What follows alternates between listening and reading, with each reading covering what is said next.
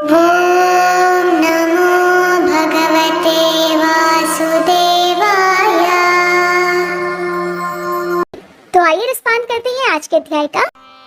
स्कंद जी कहने लगे कि हे ऋषियों, कपिल मुनि ने राजा सगर और ऋषिगणों से पूछा कि आप कौन हैं और कहाँ से आए हैं तथा मेरे पास आने का कारण क्या है। तब वे लोग कहने लगे कि भगवान, यह परम धर्मात्मा राजा सगर शोक और दुख से व्याप्त होकर आपके सामने गिरा है। इस राजा के दुख का कारण आप सुनिए। यद्यपि आप अखिल के ज्ञाता हैं। हे प्रभु, इस राजा सगर ने अपने 60,000 पुत्रों से युक्त होकर अश्वमेध यज्ञ को आरंभ किया और इसने संग्राम में इंद्र को भी जीत लिया। जब यज्ञ आरंभ हुआ तब 60,000 पुत्रों और बहुत सी सेना के सहित यज्ञ के अश्व को जगती तल पर छोड़ दिया गया। तब यह घोड़ा फिरता हुआ अकस्मात अदृश्य हो गया। उस घोड़े के अदृश्य होने पर उन वीरों ने बिल पर्यंत त्रैलोका में उसको खोज किया और समस्त पृथ्वी तल के भागों को देखा। उसके पश्चात वे सगर पुत्र विवर से संलग्न भूगृह में गए। हे मुनिश्रेष्ठ, इसके आगे का वृत्तांत हम नहीं जानते। इनकी बातें सुनकर समाधि के द्वारा सब समाचार जानकर कपिल ऋषि बोले कि हे ऋषियों, इस कर्म को गुप्त रूप से करने वाला इंद्र है। यज्ञ के घोड़े को मेरे पास बांधकर वह स्वयं अपने लोक को चला गया। सगरपुत्र तथा राज्य मंत्री और अश्व के रक्षक मुझको चोर समझकर मुझे बांध दिया और मारने पीटने लगे। तदनंतर मेरी क्रोधाग्नि से सब सगर पुत्रादि जल गए। मैंने उनको जानकर भस्म नहीं किया। ऋषि श्रेष्ठ कपिल ने इस प्रकार कहकर अत्यंत दुख प्रकट करते हुए विलाप करके स्वयं अपने हाथ से राजा सगर को उठाकर अपने हाथों से उसके मुख कमल को पोंछा और मधुर वचन बोले कि हे राजश्रेष्ठ, भय मत करो, तुम अपने राज्य को जाओ। तुम्हारा 100वां यज्ञ मेरे वरदान से पूर्ण हुआ।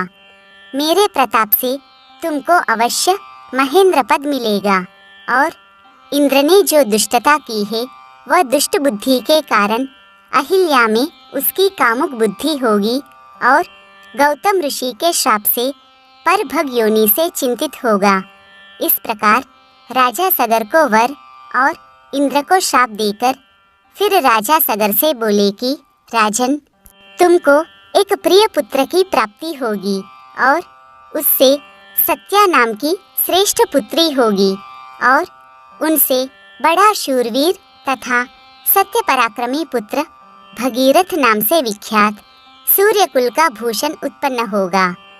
वह शस्त्र और अस्त्र विद्या में कुशल, नीतिमान, सत्यवान और पवित्र आचरण वाला होगा। वह समस्त पृथ्वी को जीतकर अति दुष्कर तप करेगा।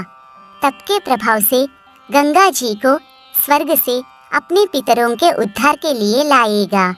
उस गंगा जी के दिव्य जल बिंदु के स्पर्श से आपके पुत्र दिव्य देहधारी हो जाएंगे और तुम्हारे साथ विष्णु मंदिर वैकुंठ लोक को जाएंगे। पृथ्वी पर राजा भगीरथ से लाई जाने वाली श्री गंगा जी भागीरथी के नाम से प्रसिद्ध होंगी। महात्मा कपिल ऋषि के वचन सुनकर राजा सगर ने कपिल देव जी का ऋत्विजों के सहित पूजन किया और नमस्कार करके अपने नगर को आए। इसके पश्चात बड़े कष्ट के साथ कुछ समय बीतने पर एक अच्छे दिन मुहूर्त में सती सुभगा को पुत्र उत्पन्न हुआ। वह पुत्र अनेक गुणों से युक्त दूसरे जयंत के समान था।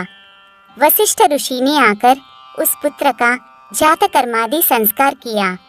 उसके जन्म के समय गोदान तथा अनेकों दूसरे दान देकर अन्य जनों को वस्त्र धनादि देकर प्रसन्न किया।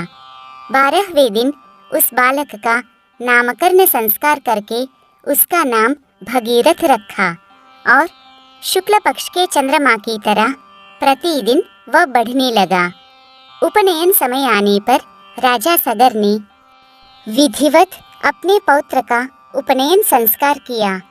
वह राजपुत्र 16 वर्ष की आयु के पूर्व ही हाथी, घोड़ा, रथादि समस्त विद्याओं और कलाओं का पूर्ण ज्ञाता हो गया।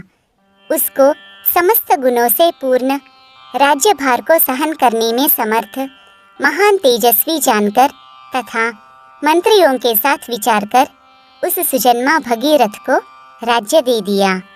राजा भगीरथ अपने पितामह का राज्य पाकर समस्त भूमंडल पृथ्वी का पुत्रवत पालन करने लगा। भगवते वासुदेवाय।